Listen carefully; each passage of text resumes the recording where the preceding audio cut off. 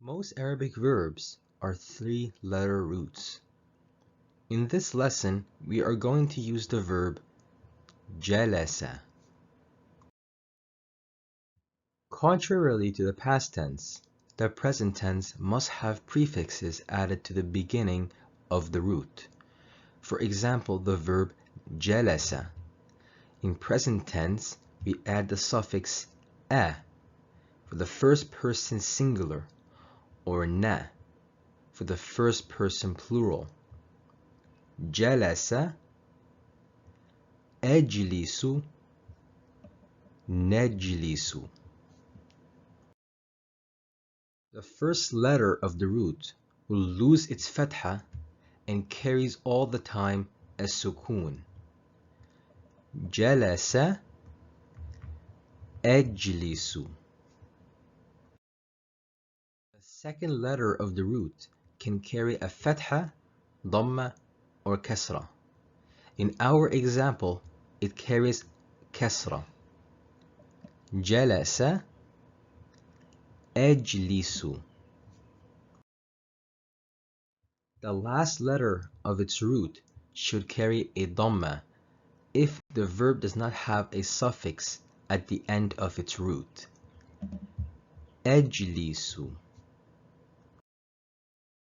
Also, the present tense verb needs suffixes added at the end of its root to denote gender or number. For example, ani is dual and una is the plural masculine. Tajlisani, tajlisuna. First person is easier to remember because we only have two prefixes, a for the singular and na for the plural. Ajlisu, najlisu. As you noticed, all the verbs in the second person carry the prefix ta. So ta means you. Also, there are suffixes at the end of the verb. Ina is for the feminine singular. Ani is for the dual.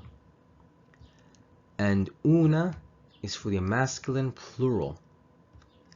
And na is for the feminine plural. Tajlisu, tajlisina. Tajlisani, tajlisani. Tajlisuna. And lastly, tajlisna. As you noticed, almost all the third person words carry the suffix ya. Ya stands for he or they. But the feminine singular and dual carry ta instead of ya, because the feminine and masculine verbs have the same ending. So to distinguish between the feminine and masculine, the feminine verb carries ta. Also, there are suffixes at the end of the verb.